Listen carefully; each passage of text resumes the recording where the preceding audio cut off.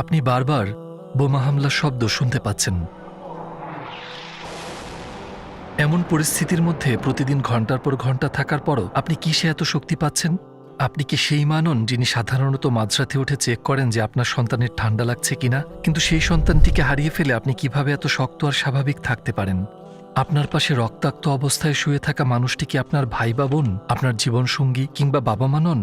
কি করে আপনি এমন অটল বিশ্বাস আর আত্মত্যাগ করতে পারছেন? সোশ্যাল মিডিয়ায় হাজার হাজার মানুষ এসব প্রশ্নের উত্তর খুঁজে বেড়াচ্ছে, কারণ ফিলিস্তিনে এমন অবিশ্বাস্য চমৎকার আল্লাহর কাছে আত্মসমর্পণের দৃষ্টান্ত দেখা যাচ্ছে যা পুরো পৃথিবীকে নাড়া দিয়েছে। যদিও সেখানকার মানুষ যেসব অভিজ্ঞতার মুখোমুখি হচ্ছে তার 1%ও সহ্য সীমার বাহিরে, তবুও তারা ভীত নয়।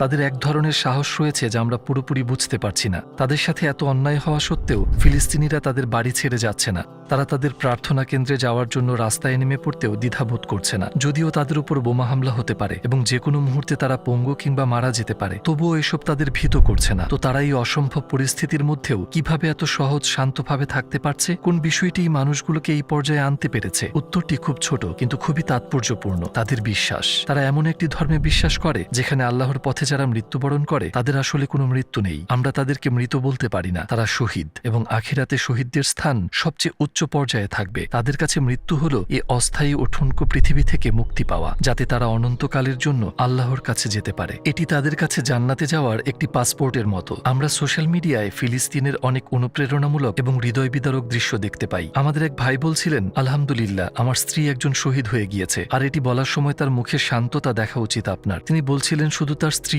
নয়, বরং তার 2 সন্তানও শহীদ হয়েছে। আর যখন উনি সেসব বলছিলেন, তিনি আরেকটি বেদনাদায়ক খবর পেলেন, তার আরেক সন্তানও শহীদ হয়েছে। কিন্তু তার মধ্যে আগের মতোই প্রশান্তি আর আত্মসমর্পণ ছিল। অবশ্যই তিনি ব্যথিত ছিলেন, কিন্তু তিনি একবারও আল্লাহর প্রতি কোনো অভিযোগ করেননি। তো এটা কিভাবে সম্ভব?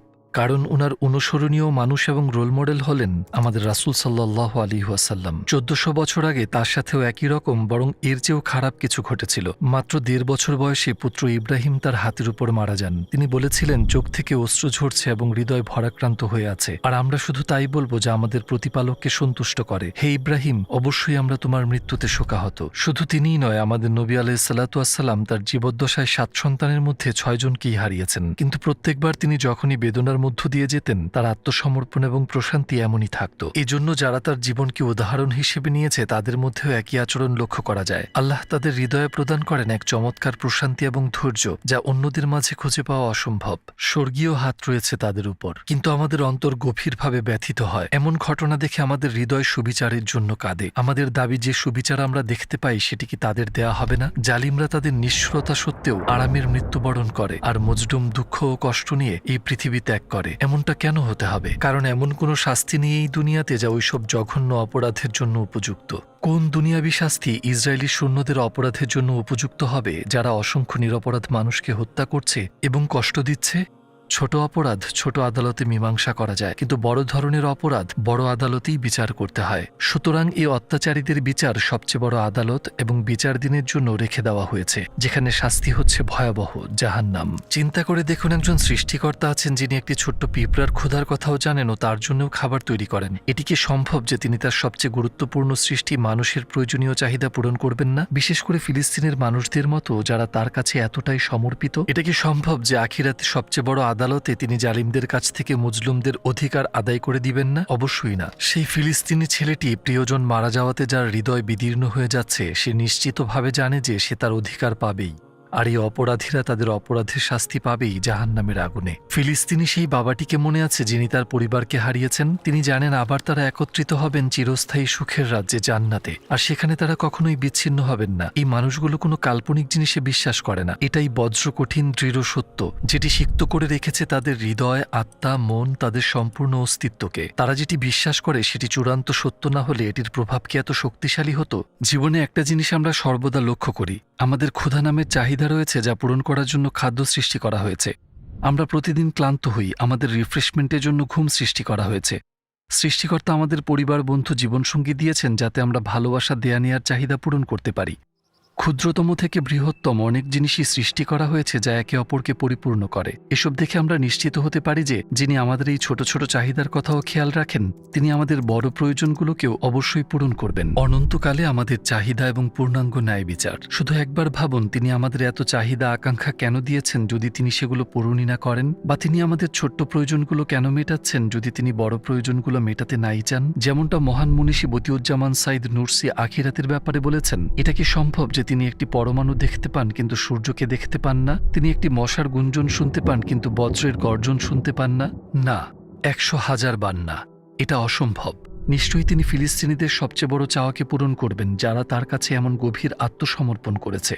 আল্লাহ তাদেরকে তাদের প্রিয়জনদের সাথে মিলিত করবেন, তারা কখনোই বিচ্ছিন্ন হবে না, আর তাদেরকে জান্নাতে রাখবেন যেখানে কোনো দুঃখ দুর্দশা কিছুই নেই। তাদের রয়েছে সুদৃঢ় খাঁটি ঈমান। তাদের বিশ্বাস এমন নয় যে কেউ আমার পাপের জন্য মারা গিয়েছে তো সবাইকে ক্ষমা করা হয়েছে, আমি স্বর্গে যেতে পারবো, আমি দুনিয়ায় যাই করি না কেন। অথবা তারা এটাও বিশ্বাস করে না যে জাতিগত কারণে আমি স্বর্গে যাব। না, তারা বিশ্বাস করে একজন ন্যায়পরায়ণ আল্লাহতে। তাদের বিশ্বাস অনুমান নির্ভর কিংবা শুধু মন গড়া ধারণা নয়। ইসলামের বিধান অনুযায়ী তারা বিশ্বাস করে যে পৃথিবীর সকল মানুষকে তাদের প্রত্যেকটি খারাপ এবং ভালো কাজের দায়িত্ব নিতে হবে এবং হিসাব দিতে হবে। তাই তারা যা বলে, যা করে, কিভাবে করে তা নিয়ে অত্যন্ত সতর্ক থাকে। এইসব জিনিসকে আল্লাহ প্রদত্ত কোরআনের নীতি ও রাসূল সাল্লাল্লাহু আলাইহি ওয়াসাল্লামের জীবনের সাথে সামঞ্জস্য রেখে পরিচালনা করতে হবে। সূরা আল জিলজালে আল্লাহ তাআলা বলেন, ফামান ইয়ামাল মিসকালা যাররাতিন খায়রান ইয়ারাহ ওয়া মান ইয়ামাল মিসকালা যাররাতিন শাররান ইয়ারাহ। যে একটি অনুপরিমাণ ভালো কাজ করবে তা সে দেখতে পাবে, আর যে একটি অনুপরিমাণ খারাপ কাজ করবে তাও সে দেখতে পাবে। তো ফিলিস্তিনিদের আখিরাতের উপর পবিত্র এবং পরিষ্কার বিশ্বাস রয়েছে, আর এটাই তাদেরকে এতটা দৃঢ়চেতা করে তুলেছে। তারা জীবন ও মৃত্যুর বাস্তবতাকে মেনে নিয়েছে। তারা জানে কার জন্য নিজের জীবন উৎসর্গ করছে। তারা জানে আল্লাহর কাছে একজন শহীদের মর্যাদা কত উচ্চে। তারা জানে আখিরাতের তুলনায় দুনিয়ার জীবন কতটা তুচ্ছ। আপনি হয়তো তাদের এমন মানুষ হিসেবে দেখছেন যাদের সাহায্য প্রয়োজন, কিন্তু তাদের চোখে যদি কারো সাহায্যের প্রয়োজন হয় তো সেটি আপনি, সেটি আমরা। তারা ক্ষণস্থায়ী জীবনের বদলে চিরস্থায়ী জীবনকে বেছে নিয়েছে, আর অপরদিকে আমরা ক্ষণস্থায়ী জীবনকে তাড়া করতে করতে অনন্তকালকে বলি দিয়ে দিই। আমরা জানি না যে আখিরাতের পরীক্ষায় আমরা পাশ করব নাকি ফেল করব। আমরা অনেক বড় ঝুঁকিতে রয়েছি। আমাদের অনেকে সালাত আদায় করে না, আমাদের অনেকে বেশ বেপরোয়া হয়ে গিয়েছে। আমরা যে আরাম আর প্রাচুর্যে অভ্যস্ত হয়েছি তা আমরা হারাতে চাই না। কখনো এটাই আবার আমাদের অন্যায়ের বিরুদ্ধে প্রতিবাদে বাধা হয়ে দাঁড়ায়। অন্যদিকে আমাদের গাজাবাসী ভাই ও বোনেরা বাস করছে পৃথিবীর সবচেয়ে বড় উন্মুক্ত কারাগারে, একটি উন্মুক্ত বন্দি শিবিরে, যেখানে তারা তাদের মৌলিক চাহিদাগুলোও পাচ্ছে না। কিন্তু তা সত্ত্বেও তারা তাদের ঈমান, তাদের সাহস ও তাদের আল্লাহর প্রতি সন্তুষ্টি নিয়ে আমাদেরকে লজ্জায় ফেলে দিচ্ছে। এখন আমাদের প্রশ্ন করা উচিত, সত্যিকারের স্বাধীন কারা? গাজায় উন্মুক্ত কারাগারে বসবাসকারী তারা নাকি আমরা? কাদের সত্যিই সাহায্যের প্রয়োজন, তাদের নাকি আমাদের? যে আল্লাহকে জানে ও মানে সেই তো সৌভাগ্যবান, সে যদি একটি খুপড়িতে থাকে তবুও। আর যে আল্লাহকে ভুলে যায় সে দুর্ভাগ্যবান ও কারাবন্দী, তা সে যতই বড় প্রাসাদে থাকুক। বদিউজ্জামান সাইদ নুরসির একটি বিখ্যাত উক্তি রয়েছে। তিনি বলেছেন, ঈমান হলো আলো এবং শক্তি দুটোই। হ্যাঁ, যে সত্যিকারের ঈমান অর্জন করেছে সে পুরো মহাবিশ্বকে চ্যালেঞ্জ করতে পারে, আর তার ঈমানের জোরে সে বিভিন্ন ঘটনার চাপ থেকে বেঁচে যেতে পারে। আমরা এই কঠিন বাস্তবতাটি এখন দেখতে পাচ্ছি না? আমাদের ফিলিস্তিনি ভাই ও বোনেরা মৃত্যুকে চ্যালেঞ্জ করছে, পুরো মহাবিশ্বকে চ্যালেঞ্জ করছে। এমন অসম্ভব কঠিন অবস্থায় থেকেও পুরো বিশ্বকে সহনশীলতা ও আল্লাহর কাছে নতি স্বীকারের ক্ষমতার উদাহরণ দিচ্ছে। পুরো ঘটনাটি এখন অন্যদিকে মোড় নিতে শুরু করেছে। অমুসলিম হওয়া সত্ত্বেও অনেক লোক ইসলাম এবং কোরআনের উপর গবেষণা করতে শুরু করেছে। প্রশ্ন করছে, এটা কোন ধরনের বিশ্বাস?